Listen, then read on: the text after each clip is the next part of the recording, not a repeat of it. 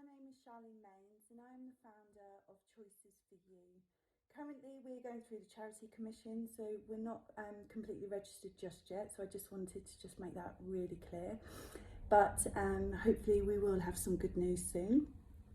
So I started Choices for You based really on my own experiences of going through abuse in my childhood, physical and emotional, domestic abuse in my marriage, long-term unemployment, low academic skills, and basically suffering from depression, anxiety, to going out and volunteering and actually improving myself to be able to be in a position now where I'm currently studying for a BA Honours degree in Business Management and Leadership with the Open University, and setting up my charity. And it's been such a journey. It's taken 10 years. I started this journey in 2010 and I'm coming up to the end of my long-term plan, which was to have a charity and to help people. And yeah, it's been crazy. There's been so many highs and lows, it's just I can't even put into words. So what I'm going to do is over the next few weeks I'm going to be doing some video blogs, and the topics that I'm going to cover are topics that I have knowledge on, I've been through. So instead of just telling one big story, I'm going to break it down into segments. So we started off on our first week with child abuse and how it affects our education. This week we're going to be talking about domestic abuse in a marriage and the toxic cycles continuing. In week 3 we're going to talk about unemployment. Week 4 we're going to be talking about disability and being a young carer. And week 5, I may have missed one, but forgive me, but week 5 we're going to be talking about choices and the choices that we actually do have to move forward, especially if you've been through multiple adversity. And yeah, so today's topic does come with a trigger warning as well, because I am going to speak from the heart. None of it is pre-planned. My speeches, I don't write my speeches down, I just say it how it is. If I forget something, I do go back to it, so just bear with me. But I wanted it to be as organic as possible, because, you know, you can't rewrite your own journey, your story. It comes from the heart, it's there with you. So just bear with me. But if you find that some of the things that I mention is upsetting, please do get in touch. I know a lot of professionals who can help as well if you feel that you are going through domestic abuse yourself and you may need support or just a listening ear. There are lots of caring people out there who are there to help you, not judge you. So I really do hope that, you know, by me sharing my story, it can help people and to raise awareness. So following on from last week, wow. So I was a girl who couldn't wait to fall in love. I'm a Pisces and I'm a dreamer, and I just wanted to find my happily ever after. I wanted a big family, you know, and I found by looking back on my patterns, I was just settling. And when I met my ex-husband, I was only young, I was 21. And he, for me, was my Prince Charming, you know. We met in a nightclub, it was just great. And it was kind of, I guess, an escapism from what was going on at home as well, that maybe I jumped in too quickly. We were pregnant within 6 weeks of meeting, and he was in the armed forces, so we decided to get married.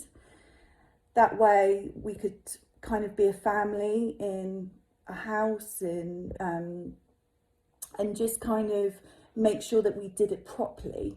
So everything was great, and it was when I had my first child, 3 weeks later we got married.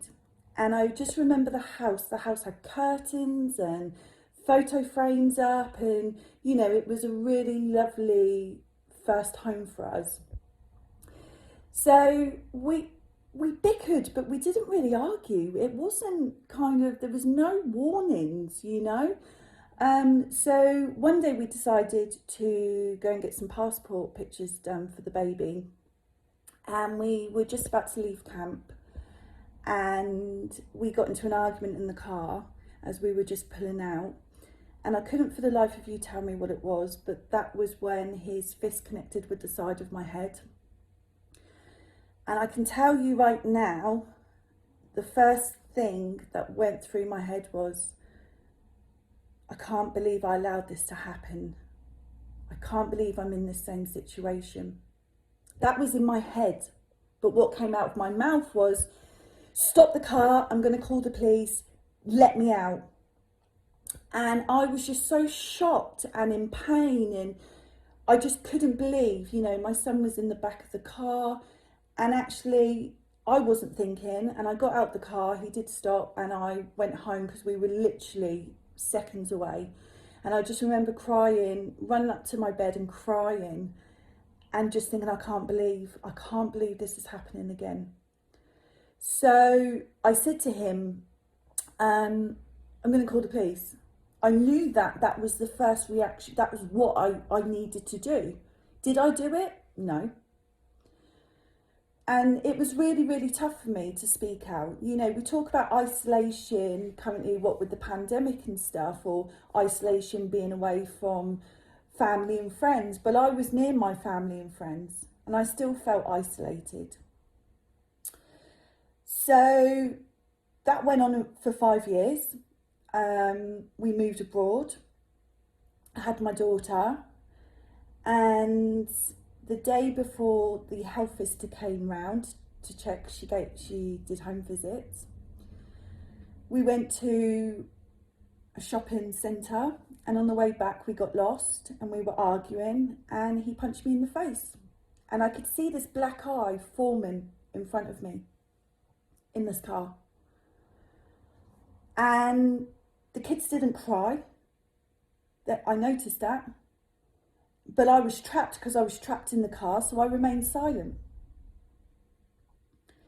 Bearing in mind, you know, this has been going on in the marriage anyway, so this wasn't the first time. But it was the first time that he left a mark on me, on my face, that was, you know, that was visible. So the next day, we didn't speak all night. I didn't want him anywhere near me. He tried to apologise, didn't want him anywhere near me. And the next day, actually, I had a health visitor appointment come, and I didn't cancel. And I'm sat here thinking, I didn't cancel because I wanted some help. That was my first port of call, was if someone could see this, they could help me. So I remember opening the door to her, and she came in and she said, did he do that? And I went, yeah. But I then also said, but it's okay because my children didn't cry. They were in the car. And she said, Charlene, that is the worst reaction to have, you know? And I felt guilt then because I actually thought I was protecting my children from it. Clearly I wasn't. So she did all the checks with the baby, but then she did end up staying for an extra half hour to an hour, and she told me that she needed to report it. And she said I had 3 options. The first option was to go to a refuge back in the UK with the children. The second option was to have my children removed because they were witnessing it. The third option was mediation. Well, the first option was a no-go. I didn't want to go to a refuge with other strange people who I didn't know. You know, I didn't want to go there. I didn't even know what was happening to me. But to fly back, you know, to fly back to a house in the middle of nowhere, no, that wasn't for me. So then the second option was the removal of the children. But why? Why would I have my children removed when it's not me doing the hitting and the name calling? So then I panicked and I said, What about the third option? If I'm being honest, it was the easiest, because I didn't want, at that point still, I didn't want to be away from that family setting. And a lot of people say, you know, oh, well, if he hit me the first time, I would have left. Yeah, I was one of those people that said that as well. But when you're actually in it, you don't know what you're going to do. Trust me. But then when you are in it, it's so scary to come out of it, because you don't know what's waiting for you on the other side. You really don't know. But also I had the guilt that he was going to get into trouble, and I wasn't ready for that. So I said to her about the mediation, and it's still foggy to this day to what happened, but I know that we did end up going to counselling, lasted 6 weeks. And then I think we all had a meeting together and they were satisfied. Everything was great. And then it continued again. On one occasion, we went back to the UK and on leave, and the baby was only small, and he kicked me in the chest and dropped her.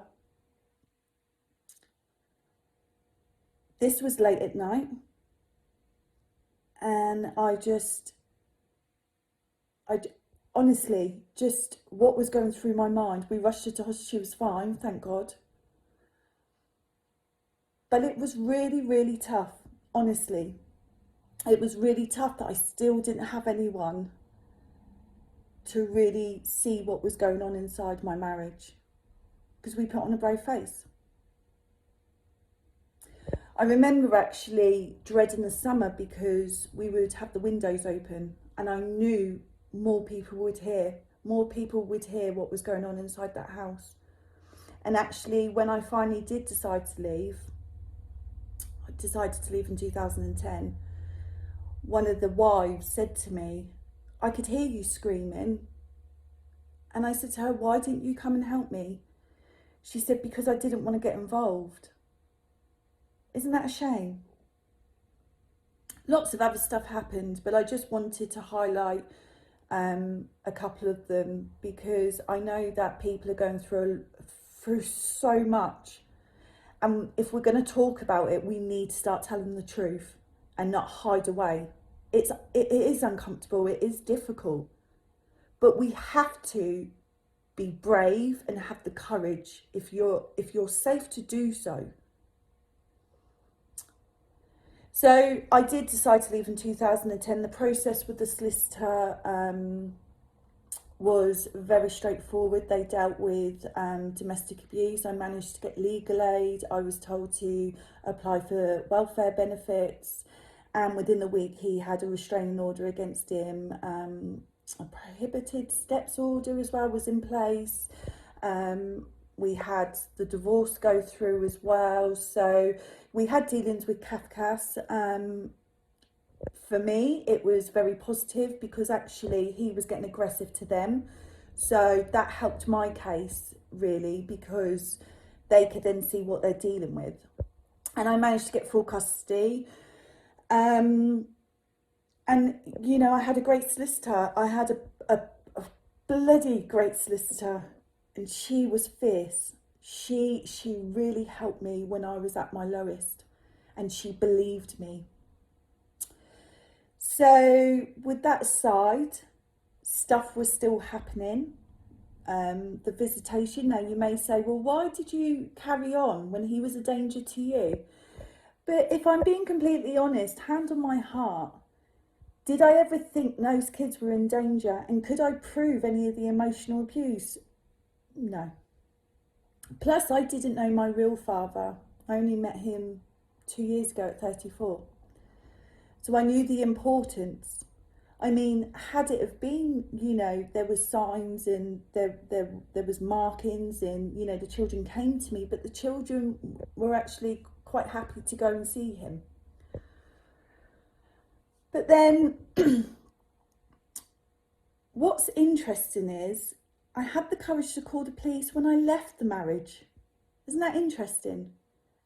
When he got angry and smashed my car windscreen. But it couldn't go forward with the case. The police couldn't go forward because there was no witnesses. My childhood saw it and still remembers it to this day. But there was no other witnesses. And then there was an incident and another incident which actually went through the CPS when we got to court, but we couldn't use the evidence from any of the previous that had happened. So they just went on that case, and it was more of a he said, she said kind of scenario. And he got not guilty. And I remember him walking out with his officer and his girlfriend, and he smiled at me. But you know what? It doesn't matter anymore, because I had the courage to reach out and ask for support. And I know it's very difficult for people to listen to this, but it's really not difficult for me to talk about it, because I've moved on. And actually, by persevering through it all and making sure that my children were looked after, had a healthy mindset towards relationships, they knew what was happening. I explained everything to them. I didn't go into detail, but I explained everything to them. They now understand the work that I do. And you know what? They're in a position to make the choice to go and see their father. And they go. They make the choice whether they go for 1 week or 2 weeks, because I've allowed them to have that choice. Now, I know in some circumstances with people that isn't the case, and that's fine also. No one is judging anyone. It's what works best for you. So, you know, people say it's easy to leave a domestic abusive relationship, but no one really talks about the aftermath of it, and that actually the abuse can still continue. But one thing that I am learning is I don't blame anyone. This isn't to shame anyone either. This is my story. This is my story. Why it's taken me so long to get to where I am in my life. And it's uncomfortable, like I said earlier, for some people to listen, but I'm a survivor. I'm not a victim. I'm a victor. I'm not wounded. I fight. I fight the right way, the healthy way. So when I started Choices for You 3 years ago, I wanted it to all be about equality. As a survivor, coming onto social media and seeing professionals argue with each other about gender, it breaks my heart. And so many people are suffering right now, and they don't need that chaos. So I wanted a charity where we could offer equality, we could offer integrity. I may not have had any convictions in my life concerning what had happened to me, but that's not going to stop me from telling my story and putting it on a public platform. Things happen and we can't keep shielding away from it. I find it very hard to trust, and I find it very hard to open up. Every day is a development day for me. I have to keep telling myself I'm good enough. There's days when I fall. There's days when I think to myself, I am not good enough. I've got imposter syndrome. I achieve so much. Gosh, I've achieved so much in the last 10 years.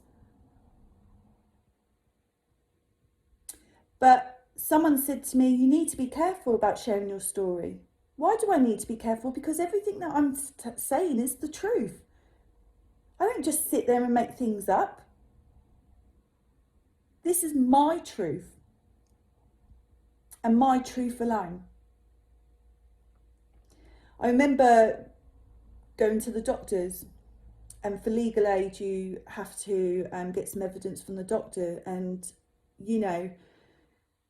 a few weeks ago I actually requested all the information from the solicitors about my case,